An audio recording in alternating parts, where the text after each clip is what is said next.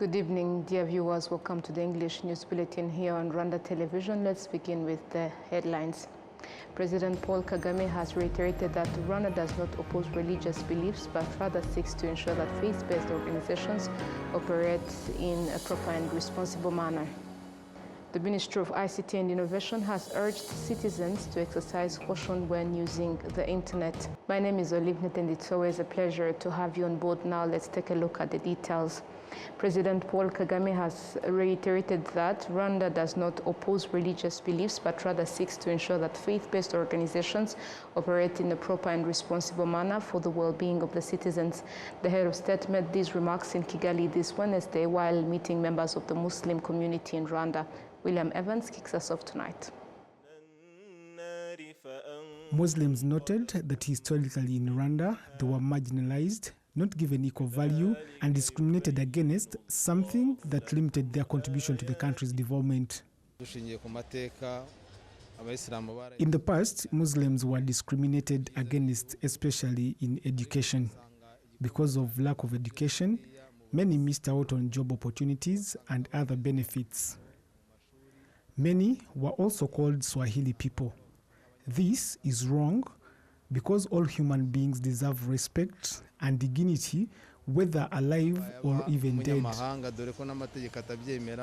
The Mufti of Rwanda, Sheikh Sindaigaya Musa, highlighted major development projects initiated by the Muslim community and appealed for support to ensure their completion and benefit to all Rwandans. We plan to build headquarters for Muslims in Rwanda. This will include a hospital to support citizens, a commercial facility, a multi-purpose hall, entertainment center, and a parking lot for about 1,000 vehicles. President Paul Kagame assured the Muslim community of support in their development initiatives, while also encouraging them to take full advantage of the opportunities provided by the country to advance their progress. As government and different government entities, our responsibility is to support you as we are able to. This support, therefore, I can assure you, is available. I am saying this well knowing that we have made promises, but recently I came to learn that they were not fulfilled as they were supposed to. I am taking that as a debt I must settle. There are promises that were made long ago in 2011. It might have delayed, but this won't be forever. They will be sorted very soon. The next time I am here, you won't be demanding them anymore. Instead, I'll be asking you to account for how you use them.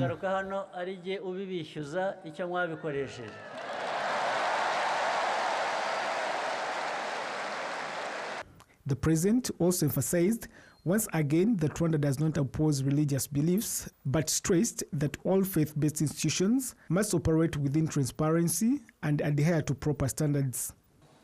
Amadini n'amatorero ibyo ashinzwe ubundi birumvikana. Religion and faith-based organizations are responsible for something well known, and we all ought to support their work. But for everything to be streamlined, religion and faith-based organizations must put everything in order. When you tell them that we have always known that faith-based organizations existed to do things a certain way, teach people the word of God, and other things they've mentioned being done by the Muslim community in Rwanda in supporting the education, health, and other sectors, that is exactly what should be done. Instead of stealing from people to serve others. This happened in all different groups, and that is why we came together to put guidelines as the government, saying, let's agree on some guidelines to be followed and respected to allow your work go on smoothly. Then for those who begin faith-based groups and organizations and spend the entire day stealing from people only to disappear in the evening without trace, This is not possible. We cannot allow this. The Muslim community also highlighted some challenges they still face to the president, to which the president gave guidance. Your Excellency, there is something bothering us, and maybe we didn't understand it well. The morning call to prayer hurts us because it was stopped. Local government, Local government follow up on this issue and see where the problem is. Do you fear being waken up early in the morning or something? Usually, that is the time for waking up.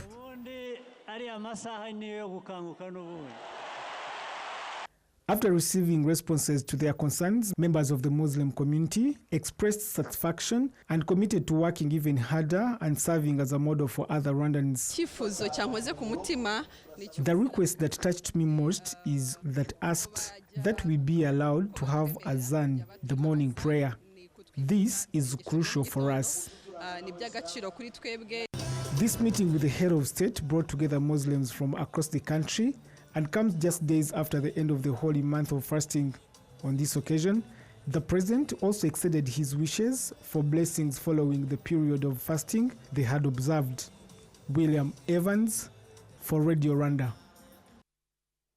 Now, the Muslim community in Rwanda expressed gratitude to the government for granting them full freedom to practice their faith and contribute to the country's development. They say these opportunities have helped them expand initiatives that improve citizens' livelihoods. We have a detailed report.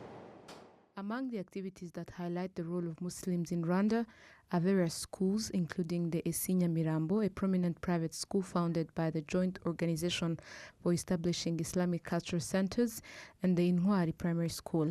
Leaders of these institutions say that in addition to providing general education, they also emphasize moral values. At Esinya Mirambo, students are taught regular subjects as well as vocational skills like tailoring for those who were unable to continue formal education. Graduates say this helps them become self-reliant.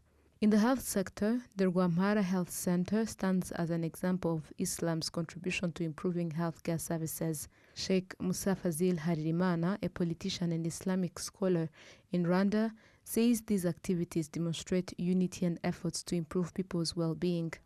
He also notes that the president's inclusion of people from different faiths, including Muslims, reflects inclusive governance. Development activities carried out by the Muslim community in collaboration with the government are not limited to the city of Kigali, but also extend to districts such as Nyanza, Ruhango, Rwamagana, Musanze, Rubavu, and Gatsibo, where inclusive Islamic schools are also established. Now, the Ministry of ICT and Innovation has urged citizens to exercise caution when using the internet, warning them not to hastily open every link they encounter or respond to all messages they receive, as this could expose them to cybercrime. Let's take a look at the details. This was emphasized during a consultative session between the Ministry of ICT and Innovation and the Senate of Rwanda, which focused on strengthening cybersecurity measures. Senators sought clarification on the strategies in place to prevent and mitigate cyber attacks. The Chief Executive Officer of Rwanda's National Cybersecurity Authority, Colonel David Kanamugire, stated that efforts are underway to build highly skilled teams capable of detecting and preventing cyber threats. The Minister of ICT and Innovation, Paula Ingabire, reassured citizens that Rwanda is taking all necessary steps to safeguard its digital infrastructure. However, she stressed the importance of individual vigilance when navigating online platforms. Meanwhile, the Rwanda Investigation Bureau recently presented 26 suspects accused of committing fraud using digital technologies, having allegedly stolen over 30 million Rwandan francs between April and August 2025. The Rwanda Investigation Bureau further reported that over the past 3 years, more than 270 cases involving 380 suspects linked to cyber fraud have been recorded. Now to Rwanda's justice sector, the Ministry of Justice has issued a strong warning to professional court bailiffs against the misappropriation of citizens' assets particularly funds generated from properties sold through the public auctions.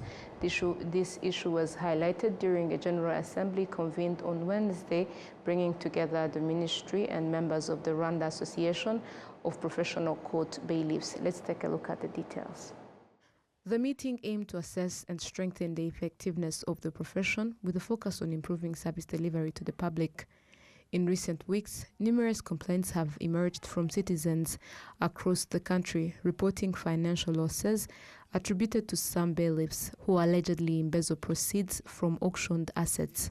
Legal practitioner and professional bailiff Michelle Hitiaremye emphasized that the profession demands a high standard of integrity as bailiffs handle significant sums of money through their accounts, circumstances that may tempt some into unethical conduct. A bailiff should be a person of strong integrity, someone who would rather endure personal hardship than misuse funds obtained from the auction of a resident's property. This level of honesty and self-discipline is the standard we are expected to uphold. Regulations require that a bailiff must, within 48 hours, record all enforcement actions in the official case management system, including proceeds from auction sales. The Vice President of the Rwanda Association of Professional Court Bailiffs, Malice Munezero, noted that the corrective measures have been introduced and, if effectively implemented, are expected to provide a sustainable solution to these challenges. We have opened an account at the Bank of Kigali so that all funds collected from auctions can be deposited there. This measure is intended to prevent issues such as a bailiff being tempted to confiscate a resident's money improperly. Although not all bailiffs engage in such behavior, we believe this initiative will be beneficial. It will help maintain the integrity and reputation of bailiffs while also ensuring that residents feel safe, secure, and confident in the process.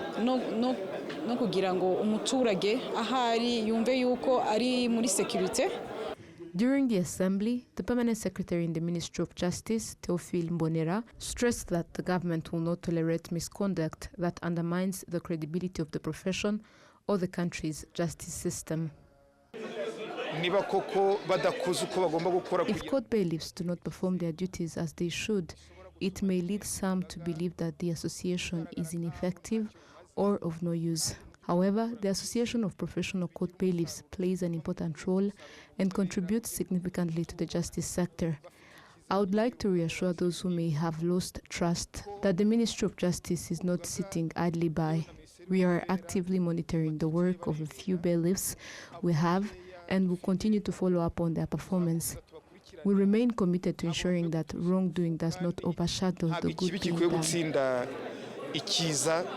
He further indicated that beyond dismissal from the profession and legal prosecution, additional disciplinary sanctions will be imposed on offenders. In matters of justice, we cannot overlook offenders. When the value of their property corresponds to the amount they unlawfully took, we confiscate those assets to ensure restitution to the affected residents. In addition, we employ various strategies to prevent such acts and to ensure that individuals understand the consequences of their actions. However, punishment alone is not the primary goal. Currently, the Rwanda Association of Professional Court Bailiffs comprises of 395 legal professionals.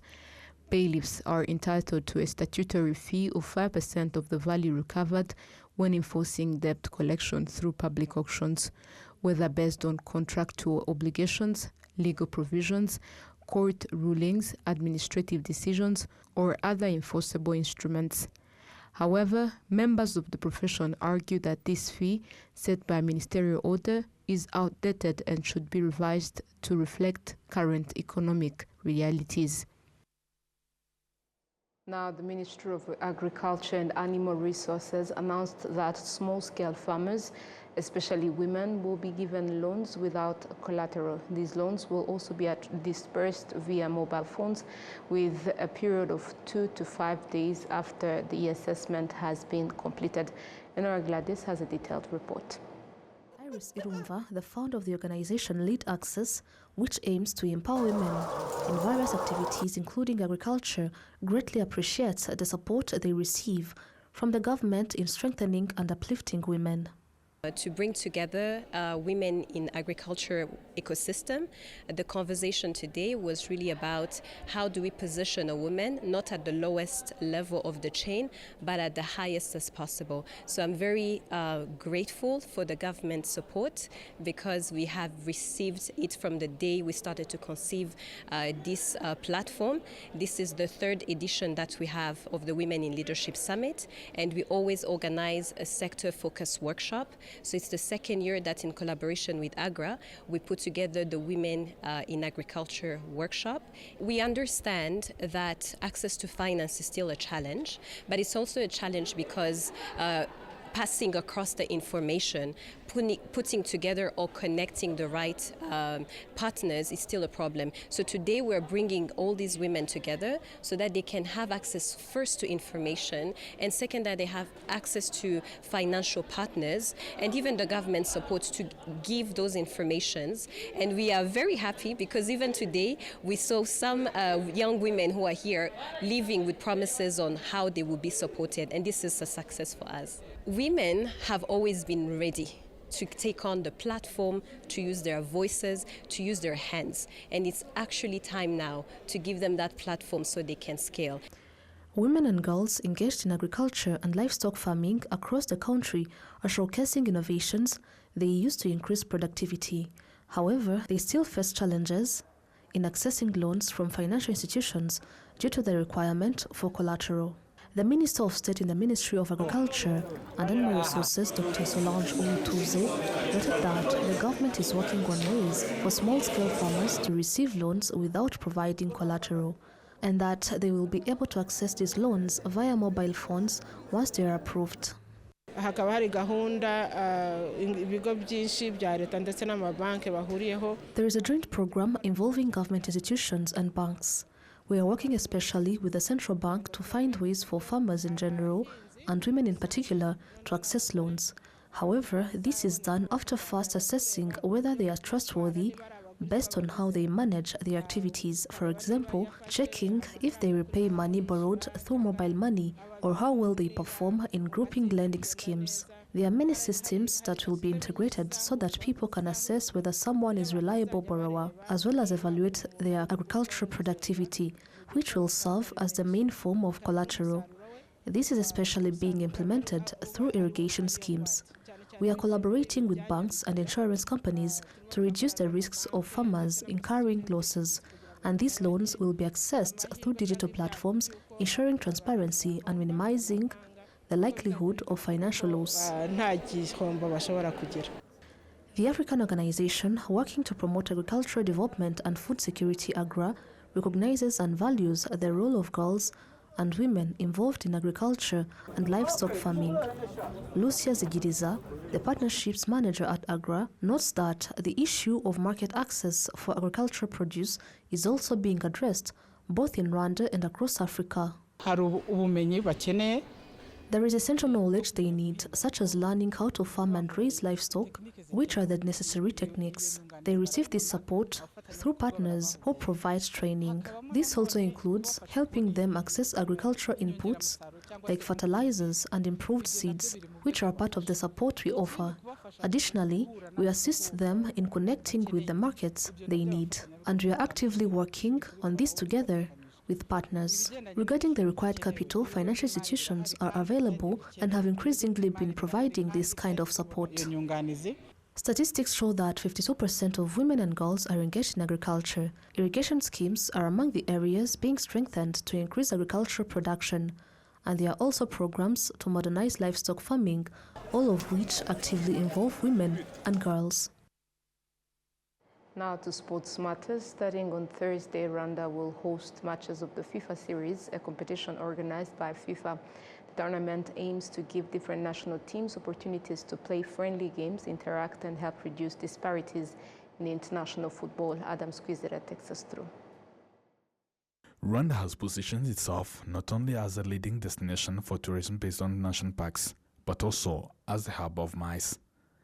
Just 6 months ago, the country reinforced this vision by hosting the UCI Road World Championships, Kigali 2025, in September, as it was the first time the event was held on the African continent. According to the Rwanda Development Board, Rwanda generated over $95 million from the maize sector in 2023, while in 2024 the country hosted 115 meetings and events attended by more than 52,000 participants. Figures from the Rwanda Convention Bureau shows that in 2025 Rwanda hosted 155 international meetings and events, attracting over 57,255 participants. As Rwanda continues to demonstrate its capacity, more international events are being attracted to the country.